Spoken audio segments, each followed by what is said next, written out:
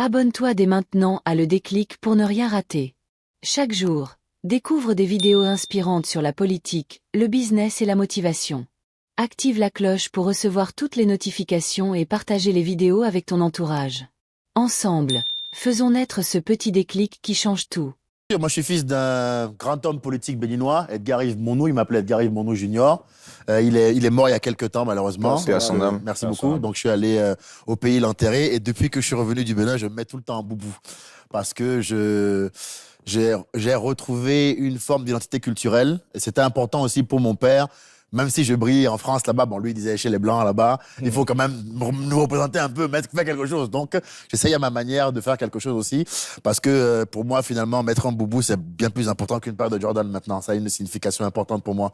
Et quand j'étais fils de mon père, oui, j'avais des moyens, mais moi, je me suis fait tout seul. Parce que quand t'es fils d'un politique africain et que tu dis que tu veux faire du stand-up, sur le coup, il faut avoir la vitesse du guépard. Je te le dis, hein. Le gars a... Tu me fais penser au fils de l'ambassadeur, c'était quoi, du Congo dans Ney sa mère. Faudra qu'on monte la vidéo, genre. Moi, il n'a pas du tout apprécié, hein. C'est pas ce que vous dites là, on va se dire la vérité. Donc, je me suis retrouvé dehors, j'ai dû me débrouiller tout seul. Donc, moi, j'ai conquis ma propre adversité. Donc, j'en suis là grâce à mes efforts et grâce à ma ténacité. Et je sais ce que c'est de souffrir et de tenir. Donc, j'ai beaucoup de respect pour les gens qui sont revenus de grosses blessures, pour les gens qui ont fait des parcours difficiles pour arriver là aussi, parce que on sait ce que c'est que de souffrir. Et souvent, quand on s'assied autour de la même table et qu'on parle, il y a toujours une sorte de sympathie naturelle, de respect naturel, parce que on sait que tu as vécu des choses. Là, ils ont boxé pour être là, tu comprends? C'est un truc que ceux qui parlent peuvent jamais comprendre. Ceux qui commentent pourront jamais comprendre ça, tu comprends? Ceux qui ont pas mis les mains dans le truc pourront jamais le comprendre. Moi, dis-moi. Excuse-moi, non, j'allais dire, c'était quoi justement le parcours vers lequel tu étais destiné? Mon père a fait tous les postes au président de la République chez moi. Il a été ministre plusieurs fois, député, maire, ambassadeur. Il a vraiment tout fait. D'ailleurs, quand il est mort chez l'Exec national, il y avait le président, les ministres, trompettes, il y avait absolument tout. Et à la base, il est avocat de formation, avocat d'affaires. Donc, il a créé son cabinet, qui avait des firmes partout et tout. Et il y avait mon grand frère qui était allé. Moi, je devais devenir avocat. Et aussi, on allait faire mon et fils, père et fils, gérer le cabinet. Donc, moi, j'ai manqué à l'appel parce que le stand-up m'a frappé en pleine gueule et j'ai voulu faire ça absolument. Donc, on s'est fâché pendant longtemps, hein, 14 ans. Heureusement, on s'est reparlé avant sa mort. Et d'ailleurs, je conseille aux gens de pas rester fâchés longtemps parce que quand mon père est mort, c'est vraiment un des regrets que j'ai eu, c'était de me dire, putain, c'est fâché pendant 14 puis c'est comme on est les blédards là, tu sais, les têtes dures, tu vois. Je me dis, l'un comme l'autre, on aurait dû prendre le téléphone, s'appeler et tout. On l'a pas fait. Parce qu'on est jusqu'au boutiste, tu vois. C'est la vie. Ouais, parce qu'il m'a laissé une lettre, il me l'a dit, hein, il m'a dit, on est des hommes de décision, on revient jamais en arrière. Je te respecte pour ça, mais je pense que, ouais, sur l'éducation africaine, je pense qu'il nous manque un peu la tendresse. On pourrait éviter de perdre du temps et de perdre des moments, parce que nous, nos darons, là, ils veulent toujours nous enseigner les choses, tu vois. Et ils tiennent leur position, quoi. Donc, si on doit pas se parler, on se parle pas. Et ouais, ça, c'est un peu dur, mais en même temps, ça fait de nous des vrais gens, hein. Voilà. Pour les garçons, des vrais garçons. Pour les filles, des vraies filles. Mais en tout cas, ça fait de nous des vrais adultes, quoi. Quand je me suis retrouvé dehors, je suis devenu adulte direct. Donc, non, ça t'a aidé à faire face au combat que tu as mené aujourd'hui? C'est ça. C'est lequel, par exemple, le combat que tu as mené aujourd'hui en tant qu'humoriste noir dans le paysage français? Ah ben, c'est beaucoup plus difficile. J'ai le sentiment C'est quelque chose vraiment que tu sens? Oui, ils te le diront pas. Ils te le diront pas. C'est qui il? Bon, si on prend l'exemple des médias, ils te le diront pas. Mais les médias, c'est un peu du copinage. Mais donc, si t'es pas dans les petits papiers, c'est pas forcément pris. Tu peux avoir le niveau de faire quotidien et pas être à quotidien, tu comprends? Tu peux faire tous les zéniths de France et pas faire quotidien. Et il y a un gars, il fait un théâtre, le point virgule de 100 places à Paris et tu le vois à quotidien. Donc tu te dis, ah putain, c'est quoi qu'est-ce qui fait que... Il y a moins ça dans le sport, je dirais. Ah, chez nous, c'est sale. Chez nous, c'est sale. Donc tu dis, qu'est-ce qui fait que lui, il y est et moi pas? Mais si tu laisses ton cœur là-dedans, là, tu ne vas rien faire, hein. Tu vas devenir un râleux qui boit de l'alcool, qui fait « Nique Babylone, brûlez Babylone, légaliser le cannabis », tu vois, tu vas finir en plein cachien, mon frère. Il vaut mieux te ressaisir et te trouver un talent. On a un média qui est Internet maintenant.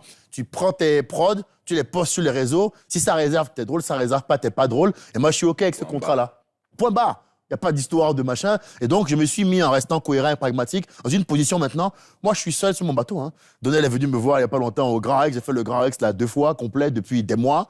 Full, mon frère. Avec mon gobi, ma tenue de béninois, là, je suis arrivé avec mon agbada et personne n'a rien à me dire, mon frère. Et je l'ai fait sans aucun média, que en mettant mes prods sur les réseaux. Ça, je suis fier de ça. Ça, moi, c'est ce à quoi je dois faire face en tant que noir en France. Je dois me dire, écoute, je suis d'une génération où nous, on ne se victimise pas. C'est-à-dire, on arrête ça. On a déjà pleuré de père en fils depuis 82. Dire, mais c'est Fabien, pourquoi ils ne nous prennent pas? Mais c'est pas obligé.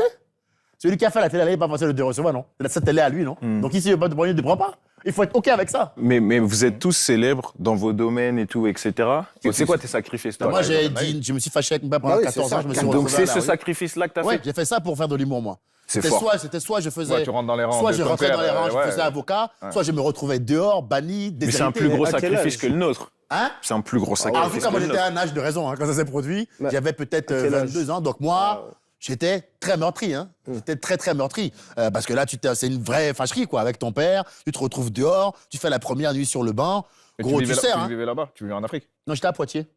Ouais, En fait, non, j'étais à mais Poitiers. On peut aller au Crêpes à Poitiers, tu vois ou pas? Ah, ok. Ouais. Villeneuve-sous-Biard, je sais plus. Non, je connais pas bien. Mais J'ai bref, trop bu là-bas. J'étais à Poitiers. Je me souviens plus. J'ai trop bu, je me rappelle J'ai passé mon temps à boire. Bah, à Poitiers, il n'y a que ça à faire. Poitiers, pas ils la boivent. main. Je me rappelle. Ah, Ça ou le Poitiers, futuroscope. Il faut plus Futuroscope boire ou tous, boire. hein. À Poitiers, ils boivent. Hein. Ben, il n'y a que ça à faire à Poitiers. Et c'est On quoi, appelle- c'est quoi qui te drive aujourd'hui dans ce que tu fais au quotidien? Ben, c'est que d'abord, Quand tu j'ai montes sur scène, sacrifié. tu te dis quoi? J'ai sacrifié beaucoup de choses pour être là.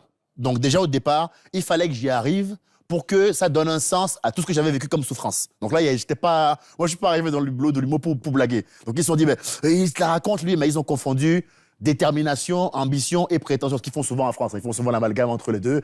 T'arrêtes, tu dis, je vais être le meilleur. Oui, je prends pour qui lui? En quoi ça te dérange? Ouais, Qu'est-ce que ça peut bien Ça te- m'arrive un nombre Qu'est-ce de que ça fois, peut te ça, ce foutre truc de ouf. que moi je veux être le meilleur? Ça te coupe ton pain, toi? Mais non, ne parle pas comme ça! Tu le vis comment, toi, quand on te dit ça, par exemple? Parce que lui, il a affaire à faire face à ça, Mais justement. oui, mais moi en ce moment, aussi. beaucoup. Moi, dans mon milieu, ils te diront, ouais, ils se la racontent. Est-ce que je t'ai déjà chié sur le front toi un matin? Jamais. Mais pourtant, tu trouves le moyen de venir parler dans ma sauce. Mais parce que je pense qu'en fait, les gens, quand tu affirmes haut et fort ce que font tous les grands champions. En France ou partout? En France. Ouais, en Ok. France. Quand tu affirmes haut et fort une ambition. Aux États-Unis, par exemple. Bah, parce que moi, j'étais aussi, c'est pas la même chose du tout. Quand tu affirmes haut et fort une ambition en France, on dirait que les gens, ça les renvoie à leur propre insuffisance. Mais c'est le cas. On dirait qu'en voyant ton ambition, ils ont le sentiment que eux, ils visent pas assez haut. Parce que lui, à la base, il voulait juste gérer le bar tabac de Poitiers. Et là, toi, t'arrives, tu dis, je veux conquérir le monde. Il dit, oh, ferme-la. Tu nous emmerdes. Parce que moi, je peux pas. Tu fais comme tout le monde, tu prends un pastis et tu fermes ta gueule. Mais oui. Parce que si tu viens l'emmerder, lui, avec je vais conquérir le Japon, il dit, oh, on est à un bar tabac de Poitiers, là. Moi, j'arrive pas à visualiser. C'est trop loin. Il faut pas voir le Japon, là. Tout ce qu'il veut dire. Il est en train de te vendre des paquets, des lotos, des machins. Donc, toi, tu dois gérer ça, prendre ce mauvais ressenti-là, le prendre quand même, te dire, c'est pas grave, je continue à bosser. Et lui aussi fait partie des gens maintenant à qui je vais prouver que je suis pas une tempe. Une tempe ou une tanche, je sais pas comment on dit. Une tanche. Une tanche, voilà. Je suis pas une tanche, pardon, voilà. Une tempe, c'est autre chose. Non, je veux dire tanche. C'est autre chose. Avec tout le respect qui est dû au Je crois que c'est ça que vous voulez dire. Non, tout le respect. C'est ça qu'il voulait dire. Il a voulu me tuer. Moi, j'ai essayé de te sauver, j'ai dit une une tanche. tanche. Il n'a pas voulu m'aider, il n'a pas voulu m'aider, le frérot. Donc non, j'ai sacrifié beaucoup de choses pour être là. Maintenant, je suis plus dans ça parce que mon père est mort, donc on a fait la paix avant qu'il meure, heureusement. Mais encore une fois, restez pas fâchés, hein, je le dis aux gens. D'ailleurs, depuis que mon père est mort, j'ai redéfini un peu c'est quoi être fâché avec quelqu'un pour moi. Et maintenant, je vais vous dire, pour moi, être fâché avec quelqu'un, ça veut dire que si la personne meurt et que vous êtes comme ça, t'es OK avec ça. Si t'es pas OK avec ça, va vite faire la paix. Ah, c'est bon, c'est vraiment. Tous les gens fâchés qui nous écoutent là, être fâché avec quelqu'un, ça doit vouloir dire, quand on est adulte, hein, être fâché, que s'il meurt, T'en as rien à t'en faire. as rien à foutre que vous soyez fâché. Si t'es OK avec ça, reste fâché. Si t'es pas OK avec ça, appelle vite. Ça, je le dis vraiment aux gens, parce que ça, je m'en veux pour des choses, mais j'aurai le temps de procéder ça, de le mettre sur scène, de l'extérioriser, de gérer ça. T'as prévu quelque chose, justement, par rapport à. Oui, je vais faire tout un. D'abord, j'ai lui ai fait la plus belle cérémonie possible Parce que au tu dis pays. des dingueries sur scène. Hein. Hein? Tu dis des dingueries Oui, sur oui, scène. oui, bien sûr. D'ailleurs, le sketch qui m'a fait exploser, c'est le sketch sur la corruption où je parle de mon père, comme quoi il a détourné l'argent du pays, machin et tout. Oui, Donc, oui, oui. je lui ai quand même fait des misères. Je lui ai quand même fait des Oui, misères. oui, mon Dieu. oui. Mais Mais ça, oui. tu l'as Mais fait. c'est des vérités Alors ou vous c'est étiez une vérité déjà ou fâché. c'est auto-vérité? Hein? C'est une vérité ou c'est Bon, un peu laissons le soin à exagéré? la justice. Il veut que je dise des vrais trucs ici. Il est fou, ce monsieur. T'inquiète, on ne dira rien. Ça reste Rien. Je resterai muet comme le crocodile. Ça a payé moi, mes écoles. Coupé au montage. Coupez tout, vous coupez tout. Coupé au montage. Non, mais je lui ai fait des misères. Donc, je te dis, finalement, je me suis rendu compte à la mort de mon père que, en fait, on a beau être fâché, j'ai fait que parler de lui, frérot. J'ai parlé de mon père tout le temps en sketch, tout le temps. En fait, c'était mon gars. C'était mon gars sûr. Je m'en suis servi comme essence, tu vois, pour ma voiture. Donc, quand il est mort, j'ai eu le sentiment qu'on m'avait enlevé mon totem, quoi. Mon mojo, le truc qui me drivait un peu. Donc, j'ai eu beaucoup d'émotions à sa mort. C'est toujours assez vif, mais je me suis dit, bon, maintenant, il faut se battre pour lui. Se battre pour mon héritage aussi africain, parce que je suis pas que français, je suis afro-européen, moi. Vous avez fait quoi avec vos premiers salaires, par exemple? Première fois que vous avez vraiment gagné de l'argent, Franchement, qu'est-ce le que vous vrai avez truc fait? basique que tout le monde fait, je me suis acheté une voiture à ma mère et une maison à ma mère. Ça, c'est truc. Ok, sors-nous quelque chose d'autre. Attends, t'as acheté quoi comme voiture? Merci pour tout. Attendez. Moi, les darons, rien à foutre. Rien à foutre, frérot. J'ai pris avec mes premiers deniers, Oui, avec mais ma t'étais première fâché. grosse salle. T'étais fâché avec Oui, ton donc père. moi, ça, Voilà, ça, donc ça, voilà. c'était normal. J'aime ma mère quand même. Ça arrange, hein, Mais, ça arrange. Voilà. J'aime ma daronne, mais bon, voilà. Et non, je l'ai pas fait, j'ai rien fait. Elle a la même maison qu'elle avait construite elle-même à l'époque. Bah après, Et donc- ils étaient bien. Après, on a parlé. Il était quand même fils d'ambassadeur. Voilà, c'est ça. Allez, Ils étaient bien, eux aussi. Il est en place, Bah oui. il est en place. Non, moi j'ai pris mes potes et je suis allé en Italie. J'ai loué une grande villa à 20K la semaine. En Italie. Donc c'était un bon salaire. Hein? Ton premier salaire. Ah, non, ma première grosse salle. C'est bien. Ah, tu peux Ouais. gagner. Mais regarde, tu prends une salle comme le Grand Rex. Je sais pas, c'est bien vendu. Moi, c'est complet depuis des mois. T'as C'est-à-dire gagné que moi, combien ça avec veut le dire que moi, Grand j'ai pas Rex eu. Hein? T'as gagné combien avec le Grand Rex? Parce que je te dis, c'est complet depuis des mois. Donc, moi, j'ai pas eu à réduire les prix pour vendre comme ils font quand c'est un peu chaud. Là, ils disent 10 € plus un Spartans. Baisse. Moi, j'ai pas eu à.